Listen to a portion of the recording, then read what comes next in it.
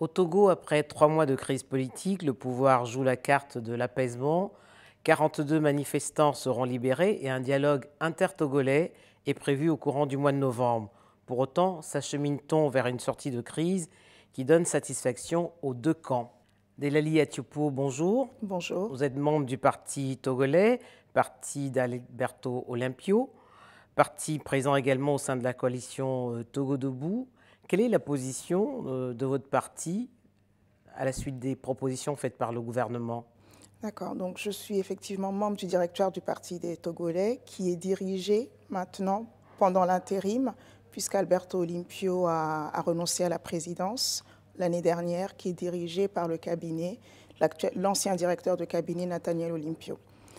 Concernant la position du Parti des Togolais, nous n'en sommes pas encore, les conditions d'une hypothétique discussion ne sont pas encore remplies au niveau du pouvoir. Donc la position du Parti des Togolais et aussi la position de la coalition des 14 partis d'opposition, c'est de continuer à maintenir la pression pour que les requêtes qui ont été faites, qui ont lancé la crise en août dernier, à savoir le retour à la Constitution de 92, l'alternance et la création des conditions de l'alternance soient réunies.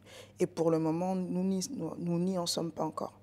Mais malgré tout, on voit que l'opposition ne parle pas d'une seule voix, parce que d'un côté, on a Jean-Pierre Fabre qui est pour une réforme constitutionnelle, et de l'autre côté, Tikpi Achadam, qui lui réclame le départ immédiat de Fornia Simbé. Ce n'est pas tout à fait la même chose. Au moment où ils se sont mis d'accord pour entrer dans une coalition de 14 partis, c'est-à-dire à partir du déclenchement récent de la crise, le 19 août dernier, le discours est devenu commun. On a vu Jean-Pierre Fabre, Tikpi Achadam, Nathaniel Olympio, Dodjia Pevon et d'autres leaders réunis sous une plateforme de revendication commune qui est le retour à la Constitution de 1992.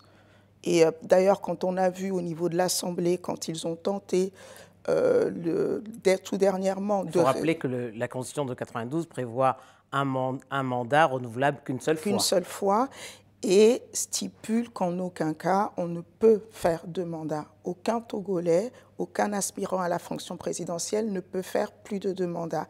Et c'est la pomme de discorde depuis tout le temps, depuis toujours avec le pouvoir en place, qui voudrait limiter effectivement le mandat présidentiel, mais en repartant sur une nouvelle constitution qui ouvrirait la porte à encore l'exercice de 2 mandats potentiellement sur la base d'une nouvelle constitution, bien sûr. Voilà, et c'est sur ça que l'opposition ne veut pas lâcher. Alors qui incarne aujourd'hui réellement l'opposition? Est-ce Jean-Pierre Fabre qui bénéficie d'une levée du contrôle judiciaire, ou alors Tikpi Achadam, le leader qui s'est révélé au début de cette crise, qui a commencé le 19 août et qu'on n'a pas vu depuis plusieurs semaines? Je ne sais pas si on peut vraiment se demander aujourd'hui qui incarne l'opposition, parce que après ce qui s'est passé, je pense que les cartes sont en train d'être un petit peu rebattues. On ne pourra pas enlever à Jean-Pierre Fabre le fait qu'il soit chef de file de l'opposition. Il représente le plus grand groupe parlementaire à l'Assemblée nationale.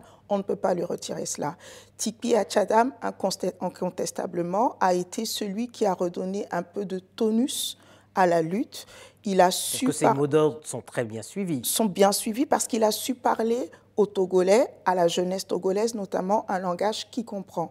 C'est-à-dire que cette question de la Constitution de 92 a toujours été au cœur du débat politique, mais certainement personne ne l'avait porté aussi loin pour exiger purement et simplement un retour à la Constitution d'octobre 1992, sachant que les conditions de toute façon dans lesquelles il y a eu les modifications successives de cette Constitution n'ont pas toujours respecté l'esprit des luttes de 1990 pour la démocratie. Vous faites allusion à l'accord de 2006 ? Dans l'accord de 2006, l'accord politique global, il avait été question justement de remettre la Constitution, de redonner à la Constitution togolaise ses ressorts démocratiques, c'est-à-dire la limitation des mandats. Et c'était une promesse que Fornia Simbé avait faite après son accession pénible au pouvoir. On s'en souvient, plus de 500 morts selon officiellement, 1000 selon les associations sur place. Donc, il s'était engagé en 2006 à redonner à la Constitution de 92 son sens, qui était voilà, un scrutin à 2 tours, une limitation du mandat présidentiel. En réalité, enlever les modifications qui avaient été faites en décembre 2002 pour permettre à son père et à Adema Gnassingbé de se représenter une 3e fois. Plus de 10 ans après, ça n'a pas été fait. Est-ce que vous estimez que le Togo, dans cette Afrique de l'Ouest où il y a quand même eu plusieurs alternances, est un cas particulier? Bien sûr. Nous sommes le seul. Et encore plus particulier parce que Faure Gnassingbé est actuellement président en exercice de la CEDEAO à la tête d'un pays qui est le mauvais élève finalement de l'alternance démocratique. Et ça pose aussi un problème.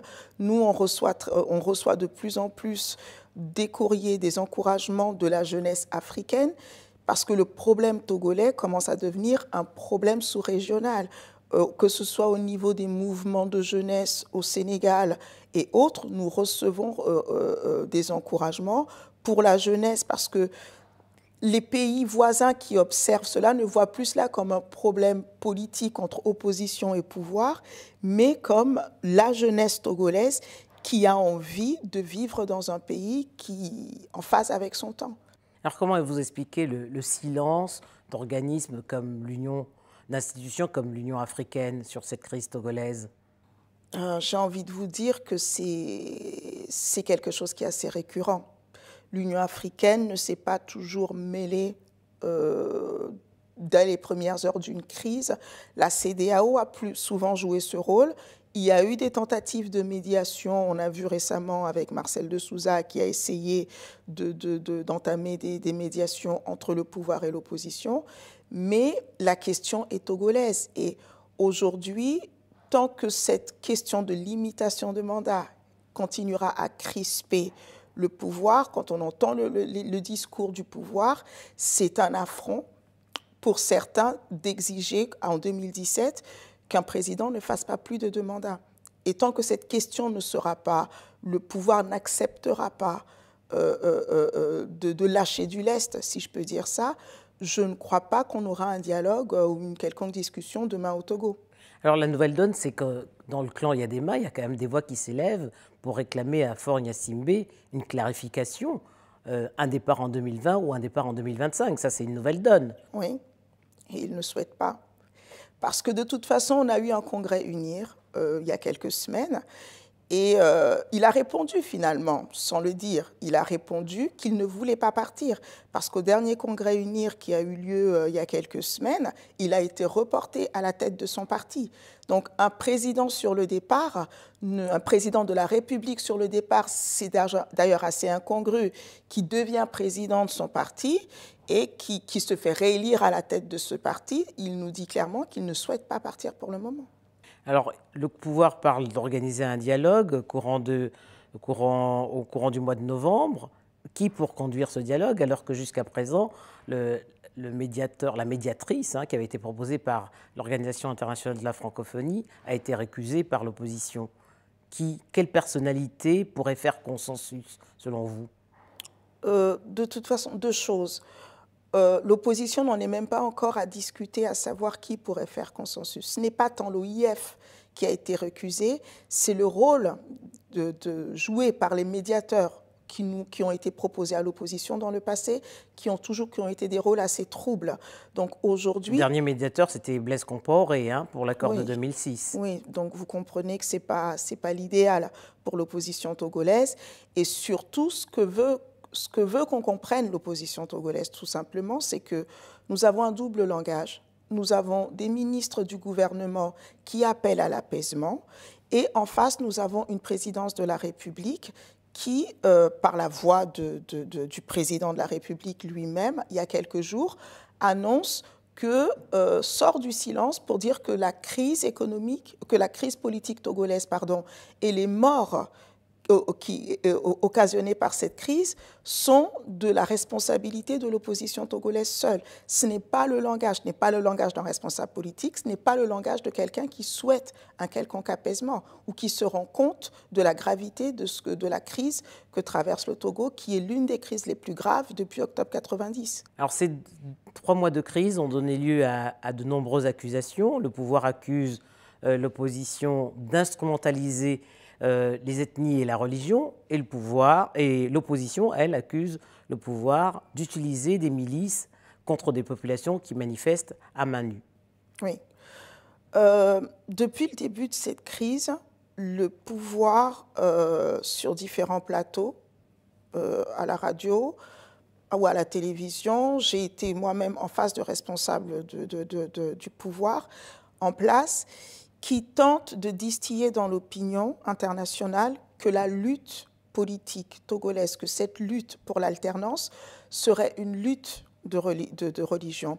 Nous avons entendu un ministre de la République dire que la lutte de l'opposition togolaise serait antisémite ou aurait des relents ethnocentristes. C'est très grave. C'est très grave, surtout de la part d'un responsable politique. Nous avons une opposition plurielle, 14 partis politiques. Nous avons toute confession religieuse. Et lorsque vous regardez en septembre 2017, quand il y a eu les premières marches, il y a eu des centaines de milliers de Togolais dans les rues, du nord jusqu'au sud, dans la diaspora. On ne peut pas réduire cela à des luttes ethniques. Certes, la deuxième ville du pays, qui est la ville de Sokodé, est une ville qui est majoritairement, avec une population majoritairement de confession musulmane, mais lorsque vous regardez l'histoire politique de Togo, il n'y a jamais eu de guerre de religion. Et jusqu'à présent, il n'y en a eu aucune. On a eu des manifestations, on a vu chrétiens, musulmans, animistes, athées marcher ensemble sous des mêmes bannières sur les banderoles que vous avez sur les images des manifestations au Togo. Vous n'avez aucun appel à la haine, aucun appel d'une ethnie contre une autre. Les mots d'ordre sont clairs. Retour à la Constitution de 92, 50 ans de régime par la même famille, par le même pouvoir, ça suffit. Et c'est tout ce que vous avez en fait. Vous n'avez rien, je n'ai jamais vu aucune pancarte, et je pense qu'aucun leader de l'opposition ne l'aurait toléré, qui stigmatise ou qui porte atteinte à la dignité d'une catégorie de Togolais. Delali Atipou, je vous remercie. Merci à vous.